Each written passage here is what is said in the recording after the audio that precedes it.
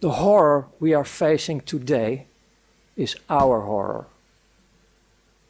Because the world we are facing today is not because of the perpetrators, it's about the billions of people who are doing nothing. And it's not pleading guilty, no. It's about being unaware. Qui va croire aujourd'hui nos médecins de plateau pour la prochaine crise? Qui va croire nos politiques qui ont dit tout et son contraire? Ndiaye qui savait pas mettre un masque, puis après il fallait mettre un masque. Véran qui disait non mais on est sûr, c'est pas en essai clinique. Sauf que maintenant c'est révélé, tout est en essai clinique encore. Mais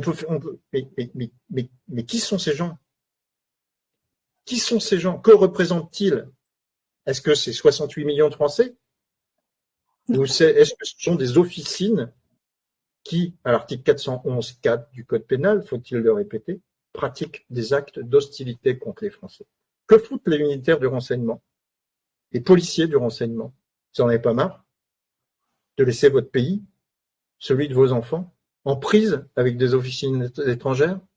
Comment ça se fait que ce sont des lanceurs d'alerte qui préviennent que vous êtes peut-être en train de vous mettre dans le corps des trucs qui ne respectent pas les bonnes pratiques cliniques? Quand est-ce que vous allez vous réveiller?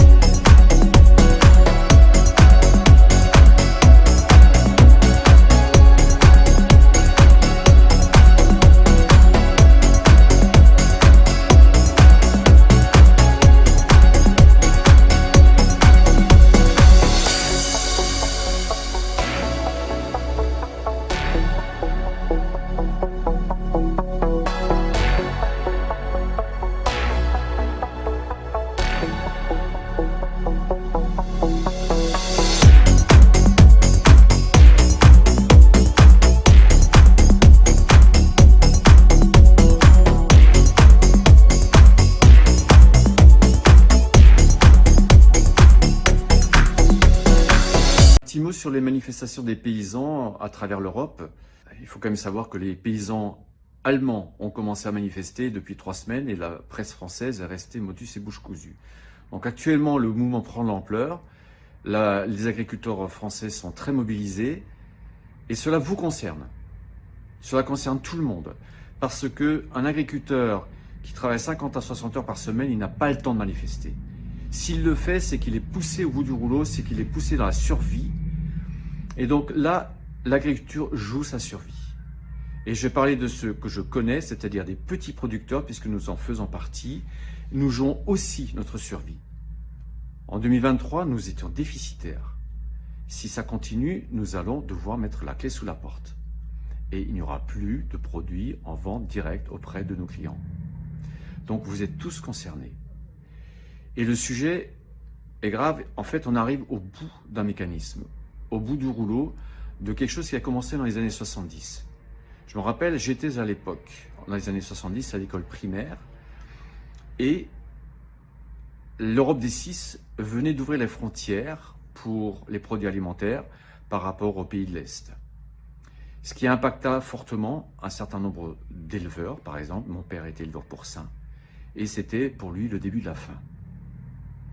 Un jour, à l'école primaire, l'institutrice posa la question en disant voilà, si ça continue ainsi, il n'y aura dans quelques années plus d'agriculteurs en France, mais qu'est-ce qu'on va faire? Où allons-nous chercher à manger? Et une petite fille qui leva le doigt qui dit oh, ben, j'irai à la Migros. Donc la Migros, c'était à l'époque la grande surface dans les régions germanophones, en l'occurrence Alsace. Et c'est assez intéressant parce que même si c'est une vision d'un enfant, mais je pense que beaucoup d'adultes ont cette notion de à la grande surface, on trouve de tout. Donc il y a toujours la solution de la grande surface. Depuis les années 70, les gouvernements successifs ont laissé se mettre en place ou ont mis en place un certain nombre de règles qui ont abouti à la mondialisation actuelle et qui ont généré un monstre. Ce monstre, c'est la multinationale. La multinationale qui est aujourd'hui prédatrice, ces grosses multinationales qui sont en train d'aspirer les économies de tous les pays occidentaux et qui sont en train de faire crever tous les corps de métier. Donc aujourd'hui, ce combat des agriculteurs, c'est le combat du pot de terre contre le pot de fer. Et en soi, on pourrait dire, il est désespéré. Effectivement, il faudrait vraiment un changement systémique pour assainir l'agriculture au plan économique, je ne parle pas au plan agronomique. Et ce changement, on ne le voit pas trop poindre. Néanmoins, ce n'est jamais désespéré. Et c'est nous, c'est vous qui avez la clé pour pouvoir faire survivre les agriculteurs aujourd'hui. Et cette clé, elle est très simple. Arrêtez d'aller chez Lidl, Aldi, Monoprix, Intermarché, Leclerc, tout ce que vous voulez. Arrêtez d'acheter de l'alimentaire dans les grandes surfaces. Allez vous approvisionner chez les producteurs. C'est un effort à faire, mais si vous ne le faites pas, demain, vous allez être condamné à manger des pierres, à manger de la MERDE que vend la grande surface. Parce que les agriculteurs vont disparaître. Et qu'est-ce qu'il y aura derrière? Eh bien, ces multinationales vont racheter toutes les terres et vont cultiver à leur manière, c'est-à-dire le moins cher, le plus bas de gamme possible, pour ensuite revendre au plus cher, pour se faire toujours les plus grosses marges. Sachez que l'année dernière, en Allemagne, Aldi a racheté 7000 hectares de terre et a déjà commencé ce processus. Et ce processus va continuer, va se généraliser, d'où la mort programmée des agriculteurs. Et donc, si on ne réagit pas, eh bien, dans quelques années, mais pas beaucoup, dans 3-4 ans, on verra cette généralisation de la mainmise des multinationales sur l'ensemble des terres agricoles. Et là, vous n'aurez plus le choix, c'est bouffer de la MERDE que vendent ces gens. Donc, il faut réagir maintenant, aujourd'hui, pas demain. Et donc, boycotter les grandes surfaces sur l'agroalimentaire et faites l'effort d'acheter chez les producteurs. Avec d'autres producteurs, on a ouvert un magasin ici à Saint-Cloud. On a un Lidl qui est à 50 mètres. Le Lidl est rempli aux as du matin au soir, 7 jours sur 7. Le magasin de producteurs, il est presque vide. Donc les gens de la ville n'ont pas encore compris les enjeux. Et c'est pour ça que je vous le dis, essayez de bien comprendre les choses, parce que ça va se passer très vite, et c'est vous qui allez être les victimes en plus des agriculteurs. Mais la situation n'est jamais désespérée. Il y a toujours une solution. Et cette solution, c'est vous qui l'avez, c'est le consommateur qui l'a.